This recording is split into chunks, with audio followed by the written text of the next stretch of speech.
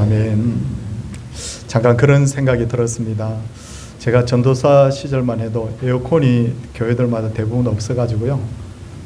천정에 있는 선풍기 이런 거 틀어서 우리 예배 드렸는데, 요즘은 교회를 오다 보면 시원하게 그렇게 예배를 드릴 수 있으니 이것 또한 참 감사구나 라는 생각이 들었습니다.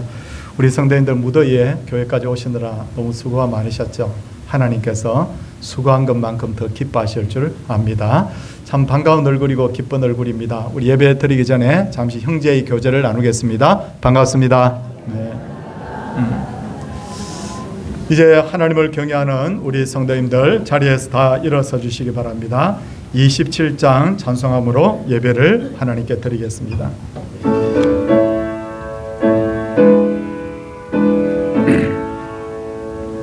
빛나고 높은 보좌와 그 위에 앉으신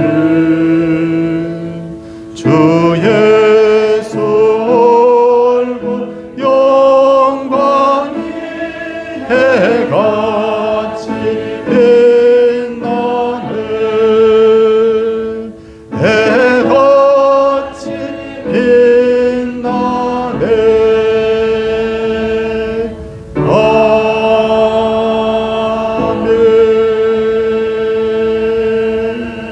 자리에 착석해 주시기 바랍니다. 교동문 십계명 하도록 하겠습니다. 제1은 너는 나 외에는 다른 신들을 내게 두지 말라.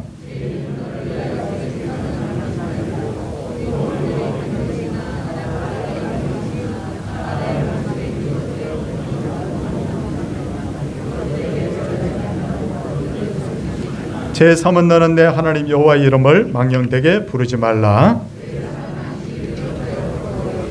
제5는 내 부모를 공경하라. 제7은 간음하지 말라. 제9는 내 이웃에 대하여 거짓 증거하지 말라. 아멘. 우리의 신앙 사도신경 고백을 하도록 하겠습니다. 나는 전능하신 아버지 하나님 천지의 창조주를 믿습니다. 나는 그의 유일하신 아들 우리 주 예수 그리스도를 믿습니다. 그는 성령으로 잉태되어 동정녀 마리아에게서 나시고 본디오 빌라도에게 고난을 받아 십자가에 못 박혀 죽으시고 장사된 지 사흘 만에 죽은 자 가운데서 다시 살아나셨으며 하늘에 오르시어 전능하신 아버지 하나님 우편에 앉아 계시다가 거기로부터 살아있는 자와 죽은 자를 심판하러 오십니다. 나는 성령을 믿으며 거룩한 공교회와 성도의 교제와 죄를 용서받는 것과 몸의 부활과 영생을 믿습니다. 아멘. 찬송 300장입니다.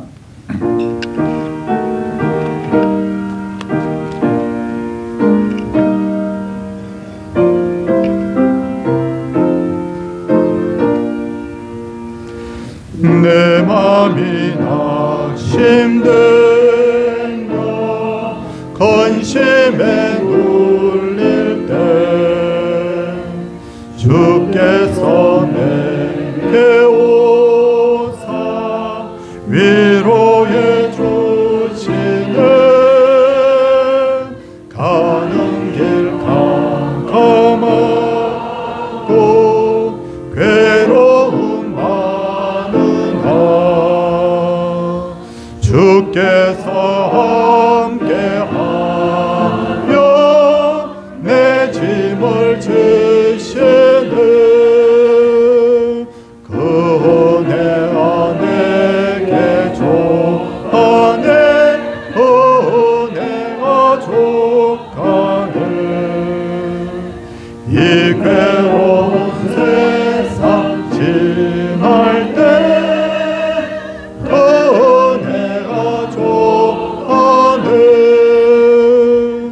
희망이 사라지고 친구 날 버릴 때 주 내게 속삭이며 새 희망 주시네. 싸움이 내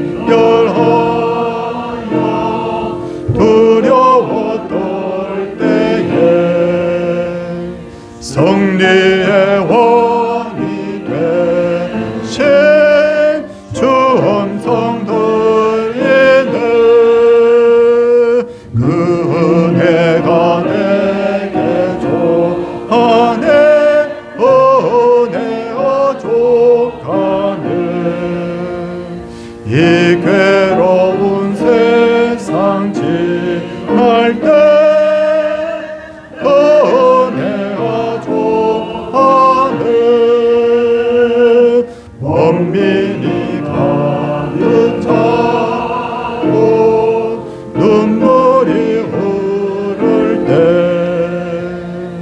주 나의 곁에 오사 위로해 주시네. 환난이 가져와서 어려움 당할 때 주님의 능력이 원수를 이기네. 그 은혜가 내게 족하네. 은혜가 족하네. 이 괴로운 세상 지날 때 그 은혜가 족하네.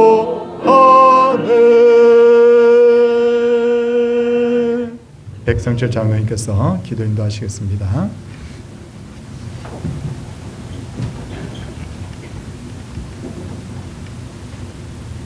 처음과 나중 되시며 알페와 오메가 되시어서 존귀와 영광 모든 권세 영원토록 받으시기에 합당하신 거룩하신 아버지 하나님, 복주심하 약속하신 거룩한 성일 온 교회가 주의 몸된 전에 올라와 신령과 진정으로 예배 올려드립니다.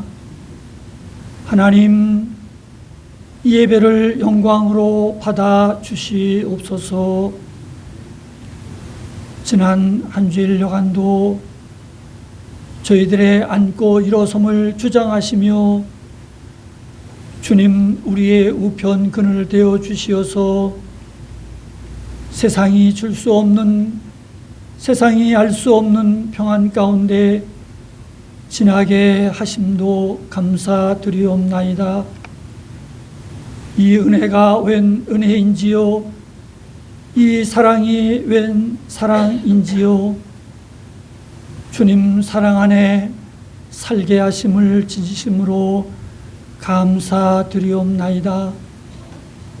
이곳에 주님 피로 값주고 사신 서울 동산교회 세워주시고 이 교회를 통하여 영광을 받으시는 아버지 하나님, 이 한 해 동안 저희 교회가 계획하고 진행하는 모든 일들 가운데 주님께서 기뻐하시는 열매들로 풍성하게 해 주시옵소서. 특별히 지난 주일여간 우리 영아부, 유치부, 유초등부, 중고등부 성경학교 수련을 통하여 우리 아이들이 주님 주시는 큰 사랑과 은혜 받게 하심을 감사드리옵나이다. 이 은혜 가운데 우리 이 아들 한 사람 한 사람이 그 키가 자라고 마음이 자라며 주님을 닮아갈 수 있는 믿음도 무럭무럭 자라게 해 주시옵소서. 이 아이들을 품에 안고 기도하며 말씀으로 가르치는 교사들 위에도 하나님 큰 은혜로 그리해 주시옵소서. 사랑하시는 아버지 하나님, 우리 성도님들 가정과 사업장과 일터에도 복의 복을 더하여 주시어서 잘 되어지게 하시고 아무런 사고와 시험이 없게 해 주시어서 교회에 좋은 소식들이 감사의 조건으로 많이 들려질 수 있도록 하나님 붙들어 주시옵기를 기도하옵나이다. 아버지 하나님, 지구촌 곳곳에 지금도 전쟁과 기근으로 신음하고 있는 곳이 있습니다.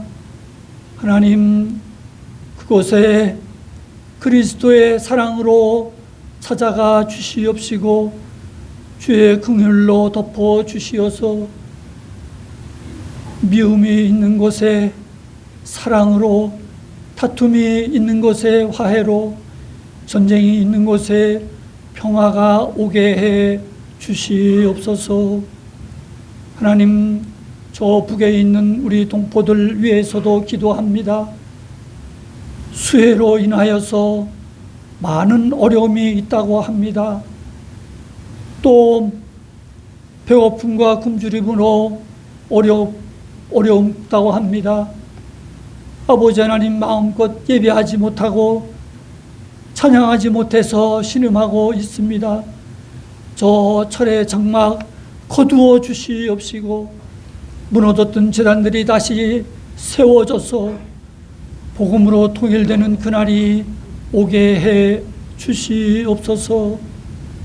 사랑하시는 주님, 기도하옵기는 하나님은 쌓기도 하시고 허물기도 하시고 채우기도 하시고 비우기도 하시고 세우기도 하시고 넘어뜨리기도 하시고 부하게도 하시고 가난케도 하시는 우리의 모든 것 되시는 하나님 되심을 믿습니다. 주님이 내 안에, 내가 주님 안에 무엇을 먹든지 마시든지 내주 충만해 주시어서 말씀의 사람, 성령의 사람, 사랑의 사람, 예배의 사람으로 살게 해 주시옵소서. 아버지 하나님, 또 세우신 우리 목사님 말씀 들고 섰사오니 하나님 말씀이 말씀되어 선포되어질 때 우리의 마음문을 활짝 열고 주의 말씀으로 사슴이 시냇물을 찾기에 갈급함같이 주의 말씀, 우리 영의 큰 영의 양식이 되게 해 주시옵소서. 아버지 하나님, 또 기도하옵기는 우리 할렐루야 성가대 기도부로 또 마음 다해 준비했습니다. 하나님 영광을 거두어 주시옵소서. 우리 온 회중의 큰 은혜의 시간이 되게 해 주시옵소서. 주님, 이 한 주간도 주님께서 말씀하십니다. 네가 이 모든 것들보다 나를 사랑하느냐 물어오실 때 내가 주님 사랑합니다. 내가 주님 사랑하는 것 주님이 아십니다. 이런 고백 가운데 주님이 주시는 그 큰 은혜와 사랑을 풍성히 누리며 말씀으로 승리하는 한 주간 되어지게 해 주시옵소서. 거룩하신 예수님의 이름 받들어 기도드리옵나이다. 아멘.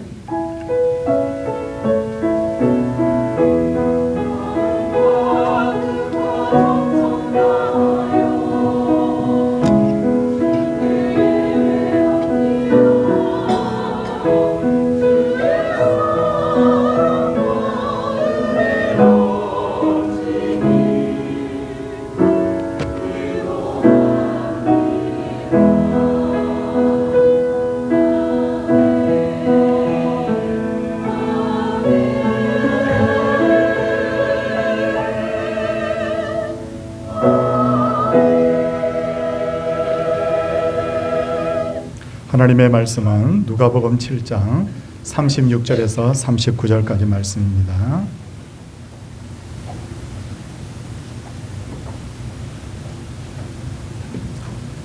한 바리새인이 예수께 자기와 함께 잡수시기를 청하니 이에 바리새인의 집에 들어가 앉으셨을 때 그 동네에 죄를 지은 한 여자가 있어 예수께서 바리새인의 집에 앉아 계심을 알고 향유 담은 옥합을 가지고 와서 예수의 뒤로 그 발 곁에 서서 울며 눈물로 그 발을 적시고 자기 머리털로 닦고 그 발에 입 맞추고 향유를 부으니 예수를 청한 바리새인이 그것을 보고 마음에 이르되 이 사람이 만일 선지자라면 자기를 만지는 이 여자가 누구며 어떠한 자 곧 죄인인 줄을 알았으리라 하거늘. 아멘. 네, 할렐루야 찬양대 하나님께 찬양 올려드리도록 하겠습니다.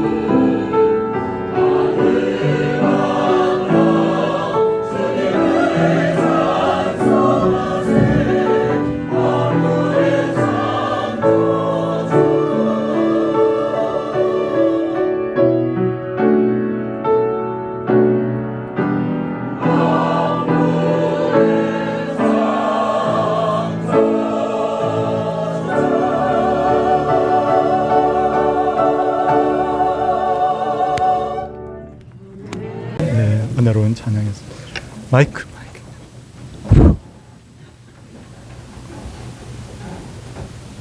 예. 예수님 당시에 예수님을 가장 미워하고 적대시했던 사람들이 있는데 바로 바리새인들이었죠. 바리새인들은 대제사장과 서기관들과 함께 힘을 합해서 예수님을 죽일 명분을 찾았고 마침내 예수님을 십자가에 못 박았던 사람들인데, 그래서 우리는 이 사실을 잘 알기 때문에 기독교인들은 바리새인이라는 것을 굉장히 싫어하는 경향이 있습니다. 근데 성경을 보면 의외로 바리새인들이 예수님을 자기의 집으로 초대한 일이 몇 번 있었는데, 오늘 본문 그리고 누가복음 13장 그리고 누가복음 14장 이렇게 세 번에 걸쳐서 바리새인이 예수님을 초대한 것을 볼 수가 있습니다. 그렇다면 예수님을 죽이고 싶을 만큼 미워했던 바리새인들이 왜 예수님을 집으로 초대했을까요?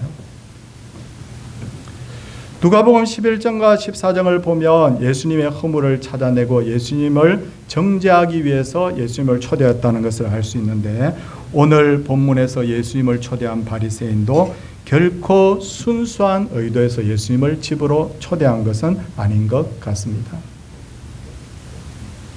예수라는 선지자가 혹은 예수라는 사람이, 예수라는 납비가 다양한 기적을 행한다는데 도대체 어떤 사람일까? 호기심에서 초대했을 수도 있고요. 아니면 앞서도 말씀드렸듯이 예수님의 허물을 찾아내려는 의도에서 초대를 했을 수도 있고, 나중에 바리새인 이 사람의 이름이 시몬인데 이 사람하고 이야기하는 것 들어보면 예수님이 들어왔을 때 뭐 발을 씻을 물도 안 주고 예수님에게 입 맞추지도 않고 막 이런 이야기를 하는 걸로 봐서 결코 이 초대가 호의적인 초대가 아니었다는 것을 알 수가 있습니다. 그럼에도 불구하고 예수님께서는 바리새인들의 악한 의도를 아시면서도 초대에 응하셨어요. 근데 예수님이 바리새인의 집에 들어가자 그 동네에 죄를 지은 한 여자가 예수님을 만나기 위해서 바리새인의 집을 방문하게 되는데, 그녀가 어떤 죄를 지었을까요? 어떤 이는 전직 창녀였을 것이라고 하고 어떤 이는 행실이 바르지 못한 여인이었을 것이라고 하기도 하는데, 어쨌든 그녀는 그 인근에서 모두가 그녀를 죄인이라고 그렇게 부를 만큼 비난받을 그런 여성이었다는 것을 알 수가 있습니다. 그럼에도 불구하고 이 여인이 바리새인의 집에 자유롭게 드나들 수 있었던 것은 그 당시에는 가난한 자가 혹은 거린이 어떤 집에든지 들어가서 구걸을 할 수 있었기 때문에 아마 그런 의미에서 이 여인은 죄인이면서도 상당히 가난한 사람이었다는 것을 짐작을 할 수 있어요. 여러분, 그런데 놀랍게도 그녀의 손에는 향유를 담은 옥합이 들려 있었고 여인은 예수님의 뒤로 발곁에 서서 울며 눈물로 그 발을 적시며 머리털로 예수님의 발을 닦으면서 그 발에 입 맞추고 그 비싼 향유를 예수님에게 붓는 것을 볼 수가 있습니다. 여인의 한 행동을 보면 당시의 문화를 볼 때 굉장히 파격적인 행동이었어요. 여러분, 저 이스라엘이 속해 있고 지금 굉장히 시끄러운 저 나라들이 있는 저 중동의 문화는 어떤 문화인가 하면 여자들이 머리카락을 굉장히 소중하게 여기는 그런 경향이 있습니다. 지금 유럽에 이슬람인 사람들이 많이 들어가서 문제가 되고 있는 것이 뭐냐면 온몸을 새카만 천으로 다 가리는 이 부르카를 이렇게 해도 입어도 되느냐 안 되느냐, 이 어떤 것 때문에 문제가 되고 있습니다. 온몸을 다 가리는 것을 부르카라고 하고 얼굴만 살짝 드러내는 것을 차도르라고 하고 그리고 머리 쪽에만 이렇게 수건을 쓰는 것을 히잡이라고 하는데, 여러분, 왜 부르카, 왜 이렇게 차도르, 왜 히잡을 여인들이 착용을 하느냐면 남편 이외의 다른 사람에게 얼굴과 머리카락을 보여주는 것은 수치스러운 행동으로 여기기 때문입니다. 예수님 당시에 이스라엘에서도 여러분 이와 유사한 전통이 있었죠. 이스라엘 사람들도 여자가 다른 남자들이 보는 앞에서 머리카락을 보이고 그 머리카락을 풀어 헤치는 것을 굉장히 수치스럽게 여겼는데, 그런데도 불구하고 여인은 자기 머리카락으로 예수님의 발을 닦는 것을 볼 때 제가 이 문화를 알기 때문에 이것은 파격이다라고 그렇게 말씀을 드렸던 겁니다. 거기다가 여인은 많은 이들이 지켜보는데도 불구하고 눈물을 흘리며 울었습니다. 엉엉 울었어요. 그리고 예수님의 발에 입을 맞추는 것도 정말 의외의 행동인데, 예수님은 지금 우리들처럼 구두나 운동화를 신고 다닌 것이 아니라 맨발에 샌들을 신고 다니셨습니다. 그러므로 예수님의 발에는 온갖 오물과 먼지가 묻어 있었죠.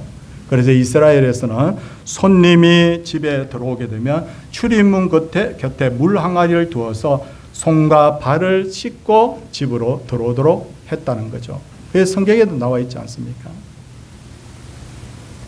그런데도 여인은 그 먼지와 오물이 묻은 예수님의 발에 입을 맞추었습니다.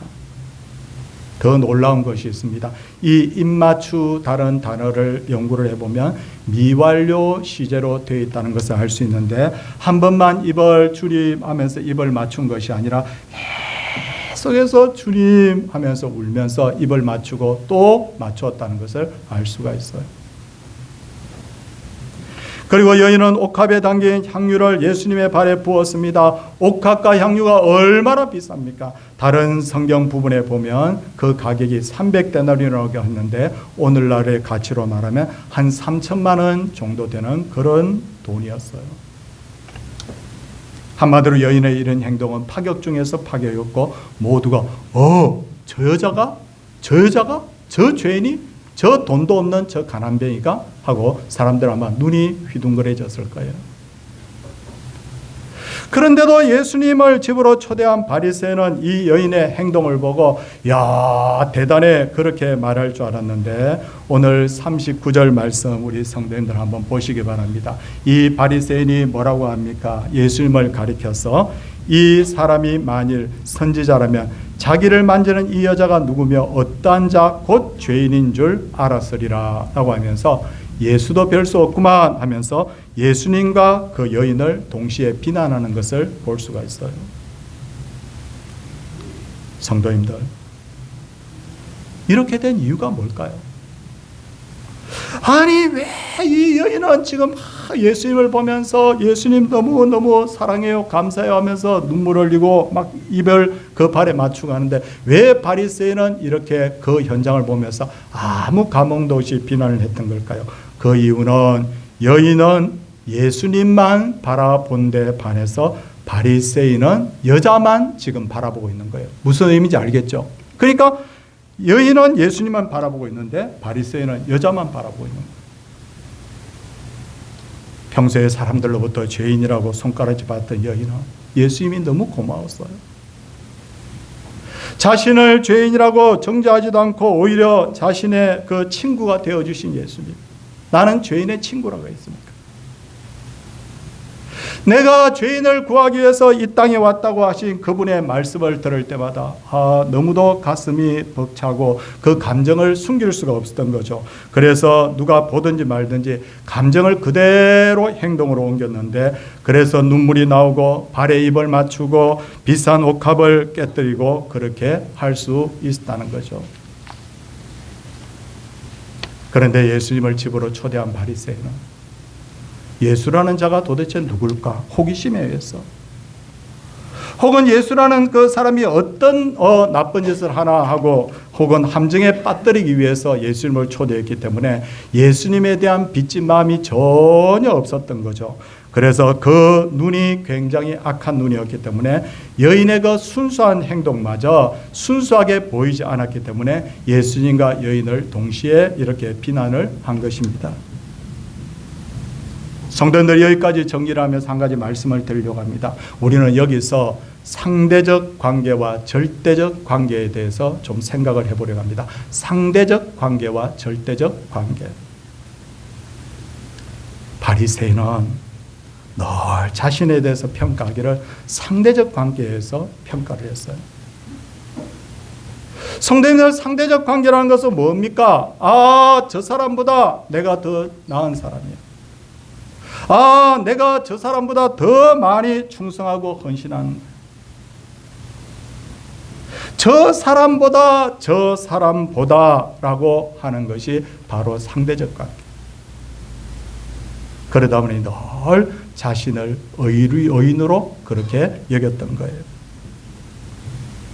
누가복음 18장을 보면 이 장면을 우리가 충분히 이해를 할 수 있는데, 바리새인과 세리가 성전에서 기도하러 올라가잖아요. 근데 한번 보십시오. 바리새인이 뭐라고 기도하는지. 하나님이여, 나는 다른 사람들 곧 토색, 불의, 간음을 하는 자들과 같지 아니하고. 누구하고 비교해요? 다른 사람하고. 이 세리와 같지 아니함도 감사하나이다. 누구하고 비교하고 있어요? 세리하고 비교하는 거예요. 나는 일에 2번씩 금식하고 또 소득의 11조를 드리나이다. 무슨 말이냐면, 다른 사람과 비교해도, 세리와 비교해도 그들은 일에 2번씩 금식도 안 하고 11조도 제대로 드리지 않는데 자기는 잘 드리고 있다. 누구하고 비교하는 거예요? 다른 사람. 그렇기 때문에 이 사람은, 바리새인은 자기를 의롭게 여기는 거예요. 이게 상대적 관계에서 오는 거예요. 그에 반해서 세리는 어떻게 기도합니까? 성도님들, 세리는 이와 같이 기도합니다. 세리는 멀리 서서 감히 눈을 들어 하늘을 쳐다보지 못하고 다만 가슴을 치며 이르되, 하나님이여, 나를 불쌍히 여기소서, 나는 죄인이로소이다. 누구를 보고 있는 거예요? 하나님 보고 있는 거예요. 하나님 앞에 서니까 자기 모습이 너무 초라한 거예요. 하나님 앞에 잘못 살았던 게 너무 많이 눈에 띄는 거예요. 그래서 감히 눈을 들어 하늘을 쳐다보지 못하고 가슴을 치면서, 하나님이여, 나를 불쌍히 여기소서, 나는 죄인이로소이다. 바리새인은 성전에서 기도하면서도 세리 쳐다보고 있는데, 세리는 하나님만 보고 있는 거예요. 이게 바로 뭐냐면 상대적 관계와 절대적 관계. 성도님들, 왜 기도할 때 왜 눈을 감으라고 합니까? 눈 뜨고 기도하면 안 됩니까? 성경에 보니까 눈 뜨고 기도한 부분들도 성경에 더러더러 나와요. 그런데도 왜 여러분들 기도할 때 왜 동서를 막론하고 왜 눈을 감고 기도하라고 하느냐? 2가지 이유가 있는데, 첫째는 자기 자신만 바라보라. 누구만 바라보라? 자기만 바라보라. 다른 사람 바라보면 그래, 나는 저 사람보다 더 나은 사람이야. 이런 생각 든다는 거예요. 이렇게 하지 말라는 거예요. 그러니까 자기 자신만 보게 되면 내가 얼마나 더러운 생각을 자주 하는지, 내가 얼마나 이기적인 인간인지, 내가 얼마나 교만한 인간인지 그게 다 보인다는 거예요. 눈을 감고 자기 자신을 생각해요. 그래서 눈 감아라. 눈을 감으라는 두 번째 이유는 뭐냐면, 눈을 감고 기도하라는 것은 하나님만 바라보라. 누구만 바라보라는 거야? 하나님만 바라보라. 거룩하신 하나님 앞에 서면 의인은 없습니다. 단 한 사람도 없다는 거예요. 그래서 우리가 눈을 감고 기도하라는 거예요. 왜 사람이 쉽게 교만해집니까? 아니, 왜 교만이 어디로부터 오는 겁니까? 결국은 교만이 어디로부터 오느냐면 다른 사람과 비교하기 때문에 오는 거예요. 내가 하나님만 바라본다면 절대로 교만할 수 없습니다. 빛 대신 하나님 앞에 설 때 내가 얼마나 더러운 죄인인 줄을 알기 때문에. 그런데 하나님 아닌 다른 사람을 바라보는 순간에 나는 그래도 저 사람보다 괜찮은 사람이야. 나는 저 사람보다 그래도 선한 사람이야. 이런 생각이 딱 드는 순간에 나도 모르는 사이에 뭐가 찾아오냐면 마음의 교만이 찾아오는 거예요. 탕자의 비유를 잠시 말씀을 드리겠습니다. 집을 나간 탕자가 회개하고 집으로 돌아왔어요. 이 탕자는 아버지만 봅니다. 나는 하늘과 아버지께 죄를 지었나이다. 그런데 탕자의 형 맏아들은 이 순간에 자기하고 동생하고 비교합니다. 정말일까? 확인해 보겠습니다. 아버지에게 이 맏아들이 따집니다. 내가 여러 해 아버지를 섬겨 명을 어김이 없기를 내게 염소 새끼라도 주어 나와 내 벗으로 즐기게 하신 일이 없더니 아버지의 살림을 창녀들과 함께 삼켜버린 이 아들이 돌아오매 이를 위하여 살진 송아지를 잡으셨나이다. 누구하고 비교하고 있어요? 아버지한테 자기가 얼마나 잘했느냐 못했느냐 그건 생각도 안 하고 동생하고 비교하는 거예요. 전에도 말씀드렸듯이 예수님이 탕자의 비유를 말씀하신 이유가 뭐냐면 교만한 바리새인들을 책망하기 위해서 이 비유를 말씀하신 거예요. 그러므로 이 탕자의 비유에 등장하는 진짜 탕자는 누구냐면 집을 나갔다가 돌아온 동생이 아니고 바로 바리새인과 같은 행동을 했던 바로 집에 남아있는 맏아들. 동생이 저렇게 아버지 속을 썩였는데 나는 과연 아버지를 얼마나 잘 섬겼을까? 이거 생각해야 되는데 내가 동생보다 더 잘했지 않느냐고. 근데 왜 동생을 위해서는 잔치를 벌이면서 왜 나에게는 염소 새끼 하나 잡아준 적이 없느냐고. 거기서부터 여러분 문제가 생기는 거예요. 그런 의미에서 저를 포함한 우리 자신들도 조심하지 않으면 나는 하나님 앞에 늘 죄인이라는 모습으로 살아가야 되는데 내가 저 사람보다 잘하지라는 우리 교만한 마음이 들 수도 있다는 거예요. 이것이 바로 상대적 관계와 절대적 관계에서 삶을 바라보는 것의 차이라는 거예요. 그런 차원에서 오늘 본문에 등장하는 여인은 은혜가 무엇인지 아는 사람이었고 바리새인은 은혜가 무엇인지 모르는 사람이었어요. 그런데 기억할 것은 은혜가 무엇인지 모르는 사람은 진정한 감사도 있을 수가 없어요. 우리가 하나님으로부터 받은 은혜를 생각하면 저절로 감사가 나오죠. 한번 생각해 보겠습니다. 나에게 생명 준 것 내가 돈 주고 산 거예요? 공짜로 받은 거예요? 공짜. 내가 예수님 믿게 된 것은 내가 노력해서 믿게 된 거예요? 하나님이 나를 믿게 한 거예요? 공짜.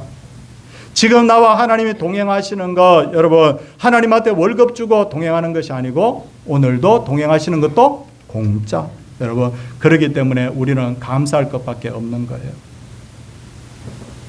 그러나 다른 사람과 비교하는 순간에 감사는 일순간에 사라집니다. 성도님들 달란트 비유를 한번 말씀을 좀 드릴까 합니다. 한 달란트 받은 종이 나중에 주인하고 회계 결산을 할 때 주인을 막 비방을 합니다. 당신은 굳은 사람이라 라고 합니다. 아니, 주인이 잘못한 것이 없는데 왜 이 사람이 이렇게 뿔이 나서 왜 이렇게 주인을 비난하느냐. 여러 가지 이유들이 있을 수 있겠지만 그 중에 하나가 뭐냐면 기분이 나빴기 때문이에요. 왜 기분 나빴을까? 나에게는 한 달란트 줬는데 다른 종에게 몇 달란트요? 5달란트. 또 한 종에게 몇 달란트 준 거예요? 2달란트. 기분 나쁘다는 거예요. 그런데 저는 이 상황을 조금 바꿔서 좀 생각을 해봤습니다. 만약에 이 주인이 한 달란트 받은 종에게만 한 달란트 주고 다른 종에게는 한 달란트도 안 주고 아무것도 안 줬다면 이 종은 주인님 너무 고마워요 아마 이렇게 했을 거예요. 왜냐하면 한 달란트는 금 34kg으로서 굉장히 큰 돈이에요. 금덩어리가 34kg이니까. 그런데 주인이 다른 종들에게 2달란트와 5달란트를 주었으니 속이 상한 거죠. 이처럼 누구든지 하나님과의 1대1의 관계를 생각하면 감사할 것밖에 없는데 다른 사람과 비교하는 순간에 뭐가 사라지느냐면 감사가 사라져 버리는 거예요. 저도 인간이기 때문에 한 번씩 그런 생각이 들더라고요. 보니까 목회를 하는데 신학교 다닐 때 진짜 공부도 못하고 뒤에서 막 이렇게 헤매던 친구가 목회를 너무 잘해. 하나님 참 감사합니다. 저를 목회자로 세우셔서 너무 감사합니다. 그러는데 제 마음속에 그 친구하고 딱 비교하는 그 생각이 딱 드는 순간에 내가 어떻게 돼요? 뭐야요 하나님 섭섭해요. 이렇게 돼버리는 거예요. 여러분 안 그렇습니까? 여러분도 제가 비유를 하나 들겠습니다. 어느 날 추석입니다. 그래서 아내하고 이렇게 남편하고 같이 이렇게 부모님을 찾아뵙습니다. 근데 부모님이 이렇게 말하는 거예요. 너 참 살기 힘들지? 내가 너한테 선물 하나 줄게. 강남에 있는 아파트 하나 줄게. 좋아요, 안 좋아요? 보니까 우리 성도님들 수준이 있어가지고 아파트 하는 게 눈도 깜짝 안 하시는 것 같아요. 강남에 있는 아파트라니까요. 너무 고마운 거예요. 몇십억짜리 아파트를 하나 탁 내가 챙기고 나니까 어머님 아버님 너무 고맙습니다. 키워주시고 이렇게 아파트까지 하나 주시니 너무 고맙습니다. 여기서 끝나야 되는데 집에 돌아가려고 하는데 갑자기 보니까 부모님이 형님을 싹 부르는 거예요. 그러면서 가만히 문틈으로 귀를 기울여 보니까 부모님이 아들아 장남아 수고를 많이 했으니까 내가 저 강남에 몰래 숨겨둔 꼬마 빌딩이 하나 있는데 너한테 줄게. 부화가 나는 거예요. 근데 조금 있다 보니까 동생을 또 불러들이면서 하는 이야기가 너는 막내로서 참 힘들게 얼마나 살고 있냐면서 저 경기도 저기에 있는 노란자의 땅 10,000평을 준다는 거예요. 기분이 어떻겠어요? 괜찮아요? 좀 전에 아파트 하나 받았을 때는 기분이 엄청 좋았는데 형님한테 동생한테 나보다 더 많은 것을 주는 것을 보는 그 순간에 내 마음속에 어떻게 돼요? 불평이 꽉 차버리는 거예요. 이게 바로 한 달란트 받은 종의 마음이라는 거예요. 그러니 여러분 상대적으로 상황을 보느냐 절대적으로 보느냐에 따라서 우리의 감정이 이처럼 달라지는 거예요. 성경의 예를 하나 들겠습니다. 사울하고 다윗하고 똑같이 이스라엘의 왕이 됐어요. 맞죠? 그런데 다윗은 계속해서 감사합니다. 뭐라고 감사하느냐면 양치기인 저를 이스라엘의 왕을 삼아주셨으니 감사합니다. 누구만 보고 있는 거예요? 하나님만 보고 있는 거예요. 그런데 사울은 죽을 때까지 불평해요. 누구만 봤어요? 다윗만 보는 거예요. 왜 하나님 나를 이스라엘의 왕을 세워주셨는데 왜 다윗에게는 더 많이 복을 주느냐? 사울도 하나님만 바라봤으면 베냐민 지파 나 같은 사람에게 이렇게 왕을 세워주시니 감사합니다 이래야 될 텐데 다윗을 바라보니까 속에 부하가 치밀어가지고 계속해서 하나님 앞에 불평하는 거예요. 무슨 말씀인지 이해되셨으면 아멘. 사람의 마음이 바로 그런 거예요. 사람이 행복할 수 있는 2가지 비결을 말씀을 드리겠습니다. 전에도 잠시 말씀을 드렸는데 제가 섬기던 교회 필리핀에 땅을 사서 교회당을 지었어요.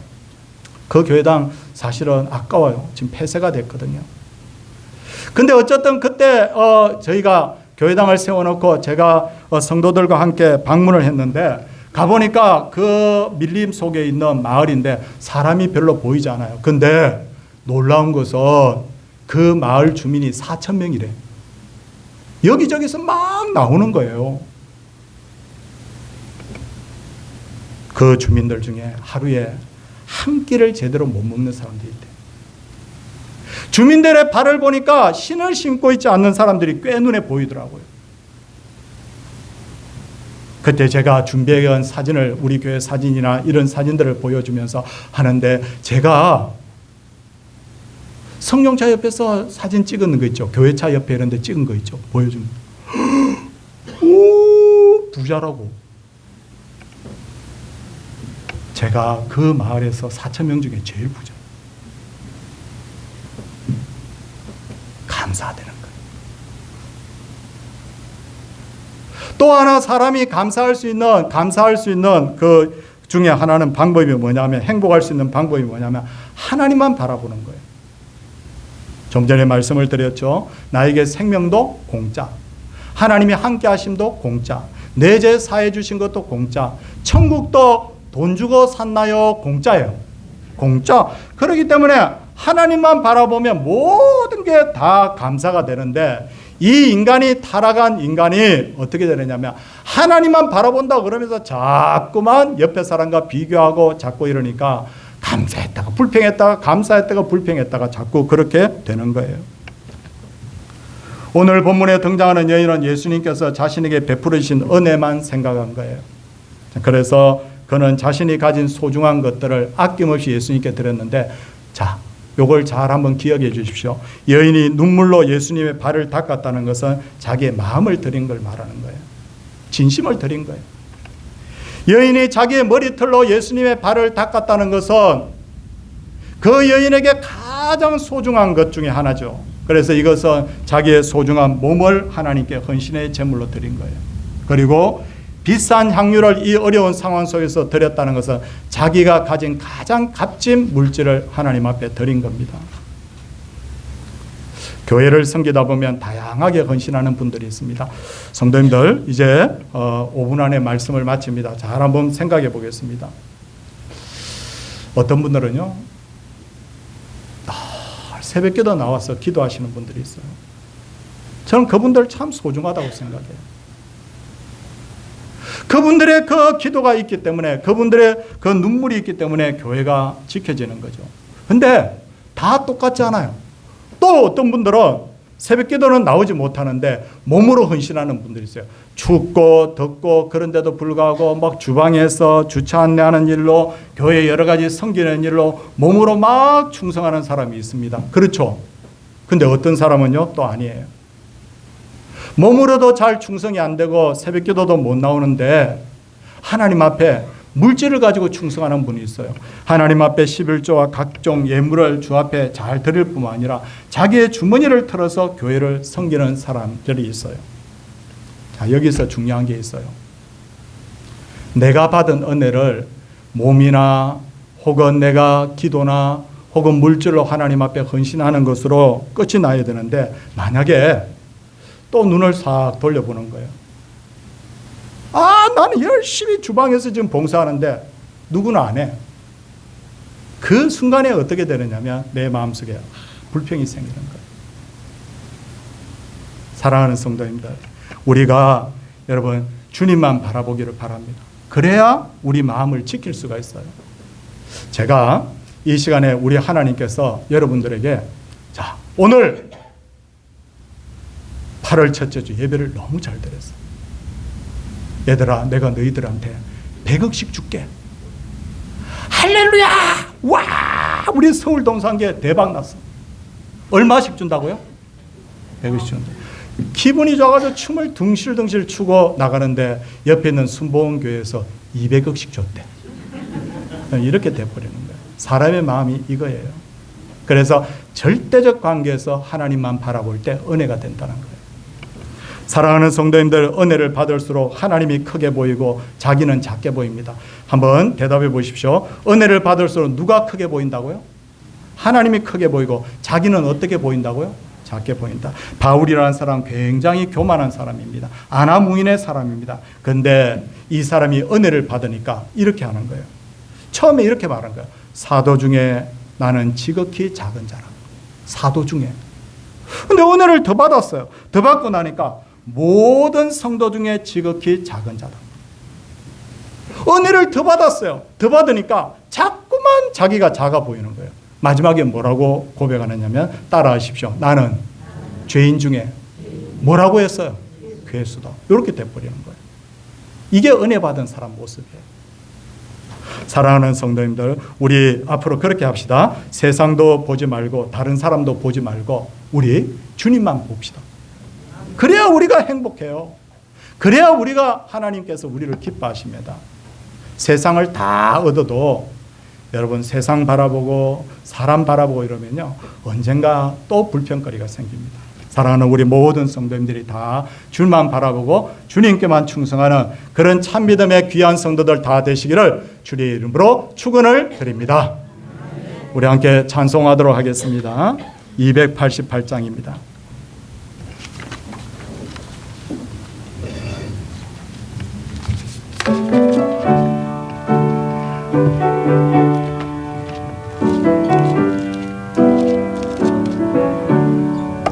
예수를 나의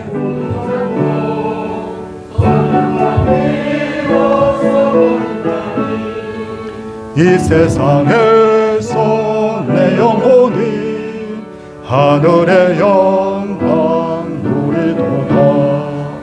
이것이 나의 간정이요 이것이 나의 찬송일세. 나 사는 동안 끊임없이 구주를 찬송하리로다. 온전히 주께 맡긴대요. 사랑의 음성을 듣는 중에 천사들 왕래하는 것과 하늘의 영광 보리로다. 이것이 나의 간정이요 이것이 나의 찬송일세. 나 사는 동안 끊임없이 주를 찬송하리로다. 주와의 기쁨 누리므로 마음의 건강이 찬양하니. 세상과 나는 간곳 없고 구속한 주만 보이도다. 이것이 나의 간정이요 이것이 나의 찬송일세. 나 사는 동안 끊임없이 구주를 찬송하리로다.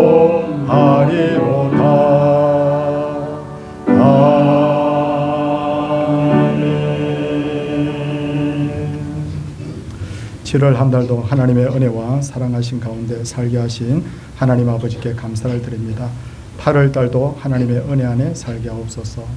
하나님 아버지 감사합니다. 건강 주심도 자녀 주심도 손자 주심도 큰 은혜 내려주심도 모두 감사합니다. 하나님의 풍성한 은혜로 여름 캠프를 채워주셔서 아이들의 믿음이 한 걸음 더 진보하게 하심을 감사합니다. 은혜 가운데 캠프 잘 다녀오게 하시고 말씀과 기도로 깨워주심을 감사합니다. 해와 달이 다하기까지 주님 품 안에 늘 감사하며 강건하게 하옵소서. 은혜와 사랑이 무한하신 하나님, 범사에 내려주신 하나님의 은혜와 사랑 감사드립니다. 날마다 감사의 조건을 다하시는 주님 은혜와 사랑 감사합니다. 하나님 아버지 범사에 감사합니다. 범사에 감사드립니다. 범사에 감사합니다. 범사에 감사드립니다. 범사에 감사합니다. 범사에 감사합니다. 또 이렇게 우리 귀한 성도님이 생일 감사의 물을 하나님 앞에 드렸습니다. 우리 다른 사람 보지 마시고 하나님만 바라보는 마음으로 눈을 감아주시기 바랍니다. 하나님 아버지 감사합니다. 오늘도 이 귀한 예배를 하나님 앞에 올려드릴 수 있도록 해주신 것 감사합니다. 참 그 바리새인의 집을 찾았던 여인의 그 행동을 볼 때 우리 같으면 어떻게 저렇게 할 수 있을까 할 정도로 감동적입니다.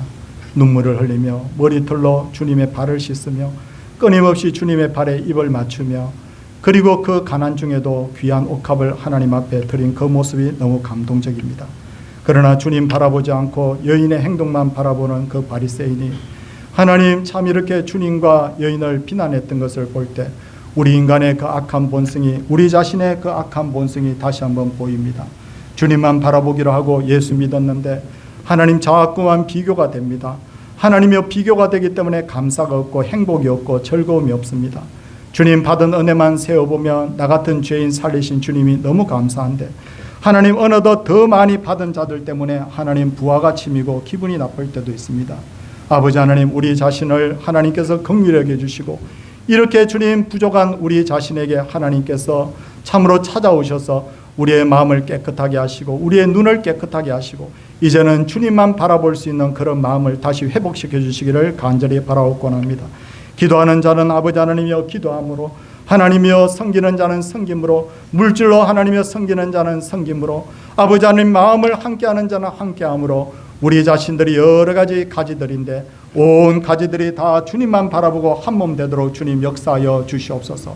그래서 우리 교회가 행복한 교회가 되게 하시고 하나님이 기뻐하시는 교회가 되게 하여 주시옵시고 이를 통하여서 성령의 은혜가 하늘로부터 끊임없이 부어지는 그런 교회가 되게 하여 주시옵소서.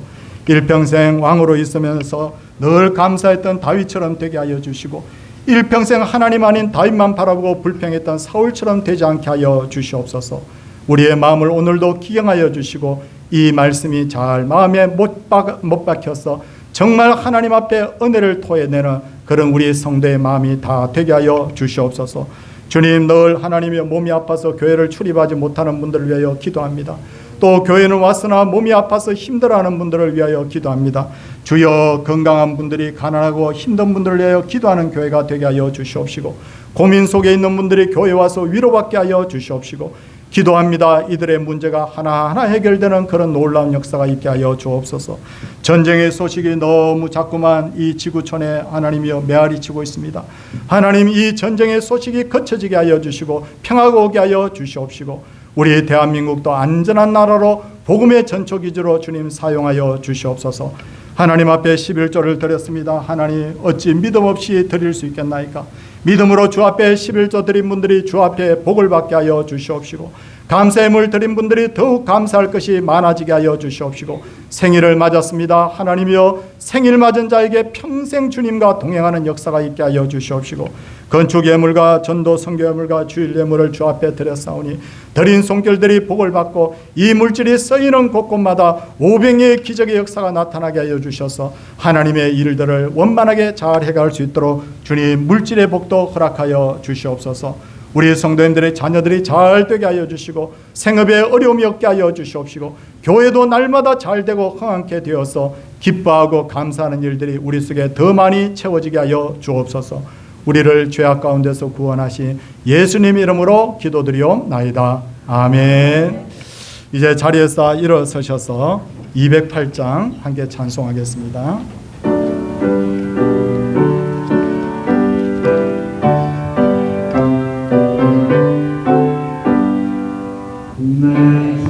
예 나라와 주 계신 성전과 피 흘려 사신 교회를 늘 사랑합니다. 하늘의 영광과 하늘의 영광과 베푸신 은혜가 진리와 함께 영원히 시온에 넘치네. 아멘. 주 예수 그리스도의 은혜와 하나님의 크신 사랑과 성령의 감동 감화하심이 오직 주만 바라보며 믿음으로 감사함으로 주의 길을 달려가기를 원하는 귀한 성도님들과 그 자녀들과 그 가정예와 생업예와 이 교회 위에 이제로부터 영원토록 함께 있을지어다. 아멘. 이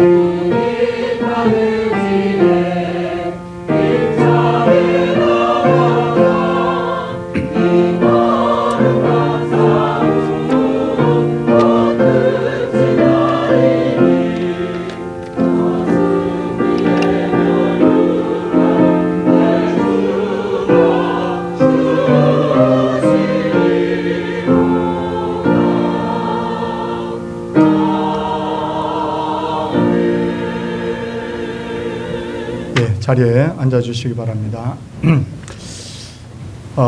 더위 때문에 많이 힘드실 텐데 건강관리 특별히 유의해 주시기를 부탁드리고요. 오늘 3부 예배는 청년보건 신예배로 드리고 다음 주일에는 우리 구역 연합 예배 드리겠습니다. 가능하면 우리 구역 예배가 본래 일주일에 한 번씩 있었는데 이 코로나 이후에 참 모이기가 되게 힘들어졌어요. 그래서 가능하면 한 달에 한 번, 두 달에 한 번이라도 우리가 연합으로라도 구역 예배를 좀 드릴 그런 생각을 가지고 있습니다. 특송은 도봉 2구역에서 해주시고요. 그동안 성경학교 수련회 위해서 기도해 주셔서 감사합니다. 제가 성경학교 수련회 기간이 되면 차를 가지고 밖으로 나가기도 되고 또 물놀이도 하게 되고 이러니까 마음이 많이 쓰이겠죠. 그래서 늘 기도하게 되는데 성도님들 기도해 주신 덕분에 안전하고 은혜로운 그런 성경학교와 수련회가 되었음을 보고를 드립니다. 성경동산대학 우리 동산성경대학 오늘 세 번째 순서인데 많이 참여해 주시고 우리 내일부터 금요일까지 부목사님 휴가하고요.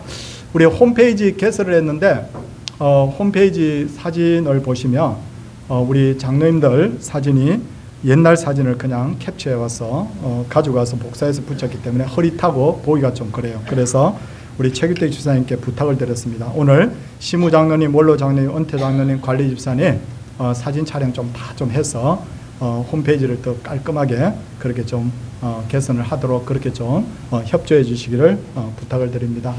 오늘도 출타하신 분들이 계시는데 출타한 분들이 목사님 제가 출타합니다 이렇게 저한테 연락을 주시거든요.